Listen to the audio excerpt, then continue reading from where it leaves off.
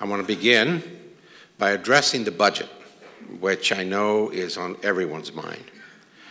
Although it didn't feel like January right after the break, in fact, I saw a few people wearing shorts on campus before it got cold, the beginning of the calendar year means that the budget season is underway in California. As many of you have certainly heard, Governor Jerry Brown has proposed a budget for the CSU that is essentially flat. That means that the $750 million in cuts that we took for the current year were not restored. Additionally, his budget relies on a tax initiative being passed by voters on the November ballot. If the measure does not pass, we will again face trigger cuts. The proposed amount of these cuts is $200 million, or double what it was this past year. There are still many negotiations and machinations that will unfold over the next few months at the state capitol, so stay tuned. And I will continue to send out messages whenever there is an important budget news. For our campus, the situation for the rest of this fiscal year has not changed. We are using reserves to cover the current trigger cuts, and we continue to reduce spending where we can.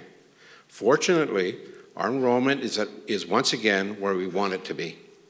That, combined with our cautious approach to budgeting, has left us in a relatively better shape than we would be. That said, I don't want to underestimate or understate how difficult this is for everyone. Using reserves is a one-time option of last resort. Once those funds are gone, they're gone. Over the last few years, we have cut back, implemented efficiencies, cut again, made sacrifices, and then cut even more. We have persevered and remained professional despite those who would view our work as an expense instead of an investment in the future. And most of all, our faculty, staff, and students have found ways to succeed and overcome the most difficult challenges to ever confront public higher education in California. For that, you deserve a round of applause, and I'm going to lead it. Please.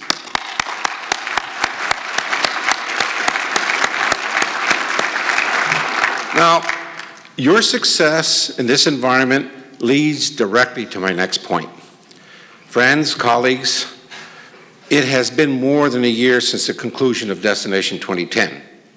We continue to enjoy many of its successes. We have put in place a framework that better encourages collaboration and achievement, and you heard from Tony this morning. We have modernized classrooms and added learning spaces. Faculty research is winning accolades at international levels, and we are publicizing it over social media. We are, as resources allow, upgrading space for departments and colleges, and we are better prepared to address competition, both from traditional campuses and proprietary institutions. In fact, the application trends for our campus suggest that more students are seeing Sacramento State as a campus of choice, and that's what we set out to do. So the evidence of your good work can be seen every day, right here on the campus. Thank you for that. Now the logical question, of course, is what's next? It's a question we need to answer not only for our community and for our students that we serve, but for ourselves as well. Today, I'm here to lay the groundwork for the answer to that question. And some of what I say will seem familiar because a lot of this is based on the great work that you've already been doing since the end of Destination 2010, along with the feedback that you've provided in discussions about the future of our campus. In other words, I heard you loudly and clearly. Friends, colleagues, fellow people involved in the same endeavor, both your actions and your words have convinced me that if we're to succeed in a state where funding is at the mercy of capital politics, and if we're to succeed in an era of higher education where competition for students is popping up everywhere, then we must learn from the last few years of budget cuts and think differently about how we can improve. We know that we can no longer simply rely on the state to restore our funding. It's up to us to demonstrate our value to the region that we serve and to become the best university we can be, a university of choice for students and a university for the 21st century. Already, we're seeing changes that are leading us in the right direction. We have examined how we deliver education at nearly every level and recommitted ourselves to academic advising. We have seen colleges and departments engaging in exhaustive and at times very difficult program reviews.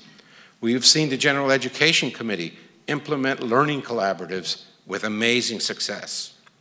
We have seen divisions across our campus reinventing themselves in terms of both efficiency and quality. And in the weeks and months following the end of Destination 2010, dozens of you participated in the Futures Initiative focus groups that were essential to helping us shape what we're doing today. Your work on these efforts has proven that Sacramento State is ready, not just for the next step, but ready to make history in terms of leadership and success in higher education. I believe that we have the desire, the talent, and most importantly, the people, and by that I mean the faculty and staff, to make this happen. But since the conclusion of Destination 2010, the one thing that we've lacked amid all the great work that has been unifying has been a unifying campus-wide ambition that could help us focus on the larger goal. And it was clear that we didn't want Destination 2010 to be another 2.0 or something like Vision 2020. That would be like everyone else. And I don't know how clearly we can see with Vision 2020. Instead, in recognition of your hopes and efforts, and in hopes that a new initiative can further unleash our potential and open up innovative possibilities, we're launching an initiative that will marshal our intellectual resources and make Sacramento State a campus for the 21st century. We're calling this initiative Redefine the Possible. The first aspect of this initiative that I want to share with you is that you have my full support, and we have to flesh it out. You have the full support of senior leadership on this campus as you embark on endeavors that can change Sacramento State for the better. So when I hear that a faculty member has put forward an idea to create a theme semester that promotes multidisciplinary study of issues like terrorism or water or race relations, I want you to know that we welcome such creative thinking. Or when an entire college seeks to reorganize to better reflect today's educational expectations, I welcome that discussion as well. Or when the Graduation Initiative Steering Committee seeks to implement roadmaps for student success for every major, what I say is let's do it. Now, we must always be mindful of our financial resources when we explore ideas, but one of the most promising conclusions of the focus groups was that the bad state budgets did not dominate the conversation. Our students and faculty and staff and community members were ready to move forward, and I agree that the time is right. The adversity of the last few years gives us an opportunity to think boldly and creatively, to create pathways to success, to redefine the possible. That brings me to the second aspect of the initiative. There were some common themes that emerged from the Futures research, and they really helped us develop a set of values that we can use. So, based on the feedback from across the campus community, here are the values that we identified. A university for the 21st century, and we're already in the 21st century, is excellent and accessible, agile and efficient, modern and attractive, and a source of pride for the region and beyond.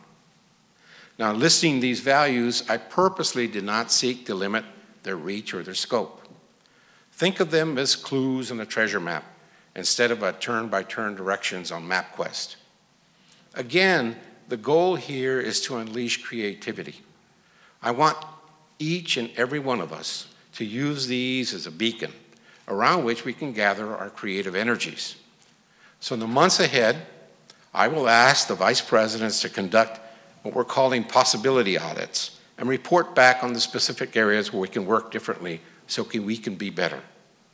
It's my hope that these possibility audits will not only provide additional goals, but also give us a new direction for some of the other goals that we're holding on to, like a new science building that we have to have, a faculty-driven uses of novel teaching technologies, and better customer service for students, visitors, and for everyone.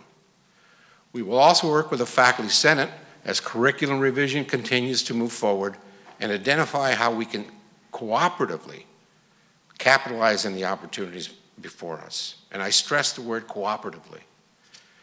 And we will set up a web page to keep everyone informed of our work and to solicit ideas for how we can change. Now, this brings me to the final aspect of the Redefine the Possible initiative. I sought a lot of feedback from inside and outside the campus, and the consensus was that the Leadership Begins Here slogan served its purpose well, but we're beginning to outgrow it. We have placed ourselves at the forefront of higher education, and we're thinking about the future in unprecedented ways. Now, we will not redefine the possible by merely reaching for the next highest rung on the ladder, because you've already demonstrated that we can reach even higher. The journey of Sacramento State is one that I hope will be measured in giant leaps as we blaze new trails in higher education and give our students the inspiration to achieve their dreams. To redefine the possible, we must do the unexpected. Our work to create a university for the 21st century will require a major commitment to looking beyond the limitations that we now perceive. We must not only look at how we can improve, but how we can reinvent ourselves in the name of improvement. We must stand up for innovation and stand out in our community, state, and the nation. I've seen a lot in my 33 years in higher ed in the CSU, and we're right in the middle of a great change from my perspective. There's a theory in evolutionary biology called punctuated equilibrium. And I see some of my science people over here, my friends. I'm a psychologist, so I'll try to make sure I get this right. Punctuated equilibrium says that a species exhibit little change for most of their history. But when significant change does occur, often it occurs in periods of environmental stress, and it happens very rapidly.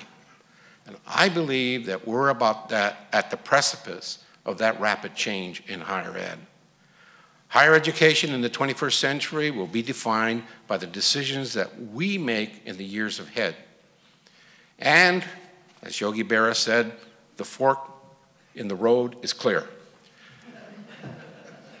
As I've said before, if we fail to meet the challenges of today and of tomorrow, we risk becoming a quaint memory of higher education and how it used to be. I believe that will not be the story of Sacramento State, and you've demonstrated that over and over again. I believe that we can and we will do the unexpected. Now, I know that I've been speaking to you about ideas and concepts, but in reality, what I'm really focusing on is you. It's people who make up the university. It's people doing their jobs as part of a larger endeavor who make the difference. It's people who care about our students, who make their dreams a reality. And it's people who want to see Sac State be the best and who move us forward as an institution. This morning, I'm asking each of you to recommit your efforts to building a positive future for our university.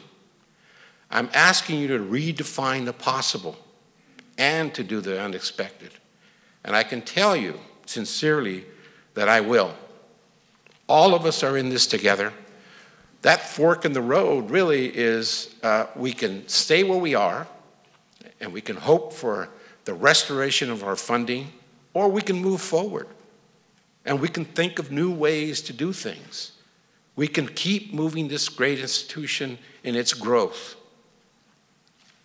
in its reputation, and in the way we serve our students. And again, this is the spring semester. Every fall, you know, we start out the new year. Think of this as the fall semester. This is where I think we need to go. I'm going to recommit, and I hope you will too. Thank you very much. And now, before I leave, what I want you to know is that we've created T-shirts for our new initiative. Now, I'm not the T-shirt salesman. Some university traditions are worth holding on to, and free T-shirts aren't going away anytime soon. But again, before anyone asks, I can assure you that no state dollars or student tuition or no student tuition funds were used. Now, you can, but I want everyone here to take advantage of a free gift. And I want everyone to take one away with you this morning. They're going to be outside. You know, I hope that it encourages all of us, and that includes me, to remember that we really should think about doing the unexpected for our great university and the students that we serve. It doesn't mean that we're going to be doing something differently every day, but when you get those ideas, and when you think, gee, you know, in the past that was never possible, try it. Let's see what can happen. I want us to take that other fork in the road. I want us to be successful, and I want us to wear those T-shirts. Thank you very much.